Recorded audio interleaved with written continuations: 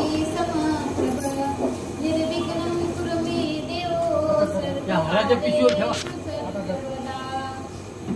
नमो विठ्ठला राजया पांडुरंगा नमो रुक्मिणी माऊली ज्ञानगंगा नमो पुंडलिका नमो चंद्रभागा नमस्कार माझा रुक्मिणी पांडुरंगा वेणुनादं चरन्तं दुरन्तं स्वयं लीलया गोपवेशं ददानं गवां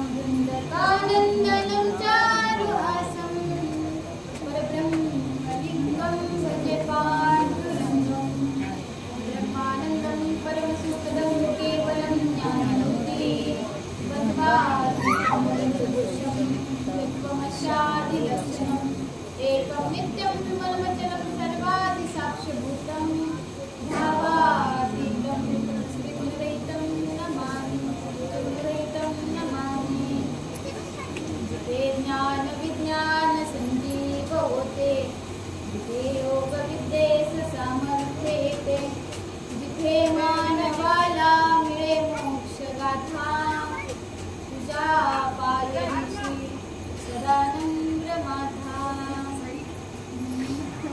मजरदयी सद्गुरु जैनितारिलो हा संसार गुरु म्हणून विशेषाज्ञानरू विवेकावरी किती वेळा जन्म यावे नित्य व्हावे फजित म्हणून या जीव भेला शरण गेला विठू प्रारब्ध हे पाठी गाठे न सरे पुढे चालता तुका म्हणे रोकडी हे होती पायी फजित प्रस्तुत प्राप्त प्रसंगी प्राप्त स्थळी प्रवचन रूपी सेवेकरिता घेतलेला अभंग किंवा घेतलेले ज्ञानोबरायांची ओवी ज्यांच्या बोलण्यामध्ये सूर्याची प्रखरता आहे चंद्राची शीतलता आहे आकाशाची विशालता आहे समुद्राची अथांगता आहे असे असणारे संत श्रेष्ठ संत शिरोमणी जगत वंदनीय जगद्गुरु देहू निवासी असणारे जगद्गुरु तुकोबराया यांचा 4 चरणाचा अभंग तुम्हा संत सज्जनाच्या सेवेकरिता घेतलेला आहे. वास्तविक पाहता सेवेला आरंभ करण्या अगोदर अल्पसा परिहार देणं हे वक्त्याचं आद्य कर्तव्य असतं.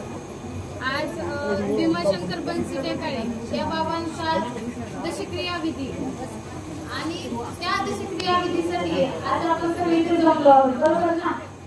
आम्ही सगळे नातेवाईक असाल कोणी पाहुणे मंडळी असाल आज आपण सगळे इथे जमलो आहोत. कशासाठी जमलो आहोत तर दशक्रिया विधीसाठी जमलो आहोत. ज्यांना आपण मागील 10 दिवसापासून वैकुंठवासी म्हणतो त्यांचा आज आपल्याला काय करायचं तर निरोप द्यायचा आहे त्यांना. तर त्याच्यासाठी आज आपण इथे जमलेलो आहोत. मग मला एक सांगा दशक्रिया विधी का करायचा बरं 10वा का करतो आपण बोलत जाऊ का करायचं 10वा शेजारचं होतं म्हणून करायचं ना. वर्ष श्राद्ध का करायचं असतं लोक कार्य म्हणून करायचं.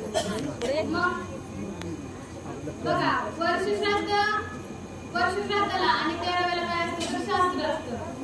10वा हा 3ऱ्या दिवशी करता येतो 5व्या दिवशी सुद्धा करता येतो 7व्या दिवशी सुद्धा करता येतो आणि तो 10व्या दिवशी सुद्धा करता येतो. पण वर्ष श्राद्ध मात्र त्याच दिवशी करावं लागतं.